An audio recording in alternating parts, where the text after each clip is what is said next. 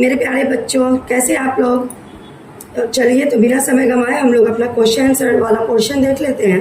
कल जो पोएम हम लोग पढ़े हैं 5 द एम्प्टी हार्ट, उसका तो फर्स्ट में आपका एम है answer the following questions hourly. वैसे तो ऑरली है ये क्वेश्चन, मौखिक तौर पे बोलना है, लेकिन लिख देती हूँ।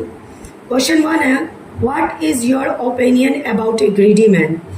तो आपका एक ग्रीडी मैन यानी लोभी व्यक्ति, लालची व्यक्ति के प्रति क्या राय है? तो एक greedy man looked down in the society, he ends his life in disaster. तो एक लालची व्यक्ति जो होता है उसे सोसाइटी में अच्छे दृष्टि से नहीं, नीच दृष्टिकोण से देखा जाता है और उसका लाइफ जो है एंड होता है डिजास्टर में। Question number 2, what does he do to satisfy his ambitions. तो वैसे व्यक्ति अपने एम्बिशंस को सेटिस्फाई करने के लिए क्या करते हैं? He utilizes wrong methods to earn money and can go upon any extent. तो ऐसे व्यक्ति जो होते हैं, जो लालची होते हैं, वह किसी भी गलत तरीके से पैसा कमाने के लिए कुछ भी हमेशा ही गलत तरीका ही यूटिलाइज करते हैं पैसा कमाने के लिए। Question number 3, what ultimate result he has to come across. तो आखिरकार ऐसे व्यक्ति का क्या रिजल्ट आता है? He ends in down with ultimate premature death. तो ऐसे व्यक्ति जो गलत रास्ते पे चलते हैं उनका जो प्री मेच्योर डेथ हो जाता है, अल्टीमेटली वही उनका लास्ट एंडिंग होता है। पहले हम लोग पूरा क्वेश्चन आंसर ही देख लेते हैं, उसके बाद बुक में जो सॉल्व करने वाला है मैं बुक से दिखाऊंगी आप लोगों को। तो क्वेश्चन देख लेते हैं आगे हम लोग। Answer the following questions very briefly. जैसा कि आप लोग जानते हैं, आप लोग की वजह से मैं क्वेश्चन आंसर को 2 पार्ट में करती हूँ ताकि आप लोग जो सो मेरे वीडियो को आसानी से देख सके। आप लोग के पास मैं उम्मीद करती हूँ 10 मिनट का तो समय जरूर होता होगा कि कम से कम वीडियो देख लें। तो answer the following questions very briefly. Why was the man not content although he was rich. क्यों वह व्यक्ति संतुष्ट नहीं था जबकि वह अमीर था? He had demon desire in his heart to have more and more wealth। उसके पास जो था, उस व्यक्ति का जो दिल था उसमें डेमन डिजायर यानी कि राक्षसी इच्छा था, जिसमें यही चाहत थी कि ज़्यादा से ज़्यादा वह अमीर हो जाए। Question number 2, when was the gift given by the tree? He used to go। ये उस व्यक्ति के बारे में ही यूज़ किया गया है जो व्यक्ति विश यील्डिंग ट्री के पास जाता था रोज प्रार्थना करने के लिए कि उसे सोने से भरा एक घड़ा मिल जाए। और इसको आप शॉर्ट में भी लिख सकते हैं, लेकिन मैंने इतना लिख दिया है।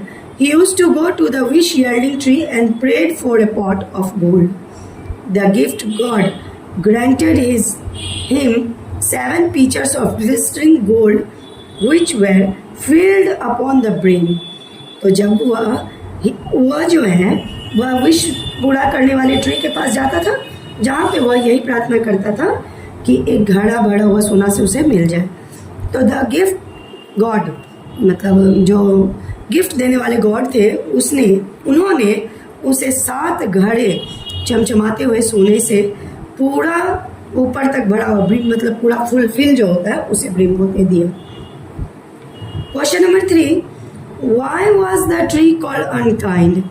उस पेड़ को अनकाइंड क्यों कहेंगे या क्यों कहा गया? The tree was called unkind because the tree gave him the 8 pot half filled as a curse him to death.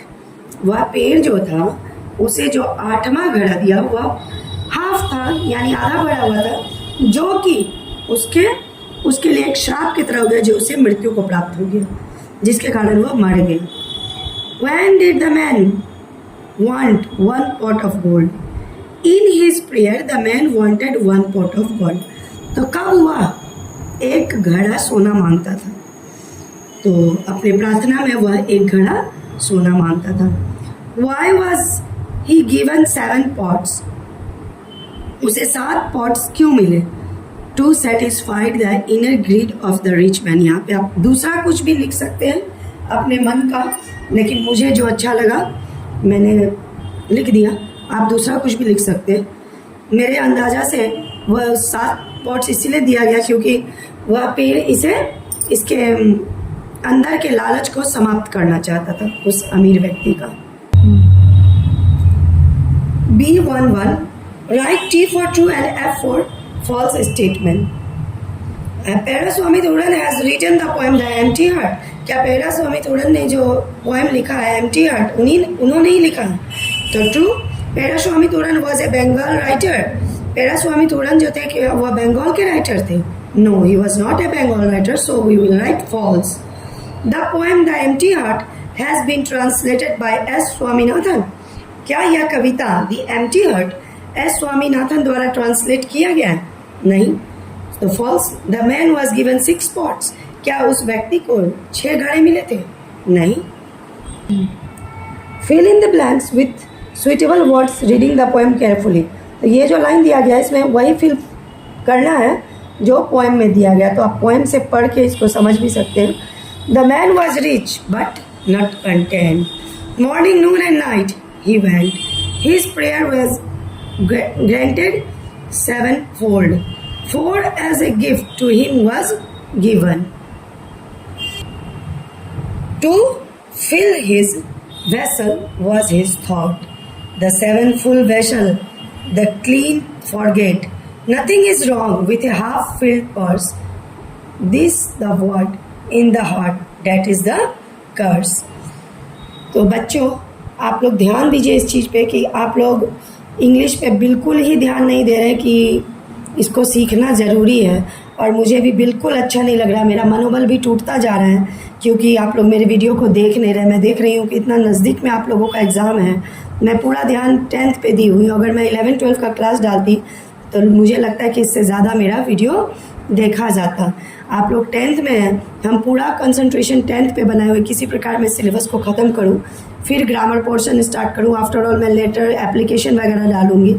लेकिन सच कहूँ, आप लोग को याद होगा कि मैंने फर्स्ट वीडियो किस प्रकार से बनाया था और मुझे इस सब चीज़ से थोड़ा हेजिटेशन है, नहीं हो पाता मुझसे। लेकिन मेरा पूरा प्रयास अब है कि आप लोग को किसी प्रकार से मेरी बात समझ में आए, अच्छे से मैं समझा पाऊँ आप लोग को। और मैं लगातार कोशिश में हूँ कि आप लोगों को और बेहतर से बेहतर ढंग से समझाऊँ, ताकि मेरे प्यारे जितने बच्चे हैं सभी इंग्लिश पे थोड़ा ध्यान दें। तो कृपा करके मेरा जो है सो मनोबल मत तोड़िए आप लोग। मुझे भी मेहनत करने में मन लगे, ऐसा उत्साह जगाइए।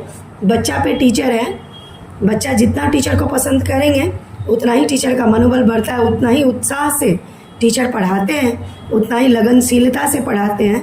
सो प्लीज़ आप लोग इंग्लिश पे ध्यान दीजिए, मेरे वीडियो को लाइक कीजिए, शेयर कीजिए और मेरे चैनल को सब्सक्राइब कीजिए। तो थैंक यू।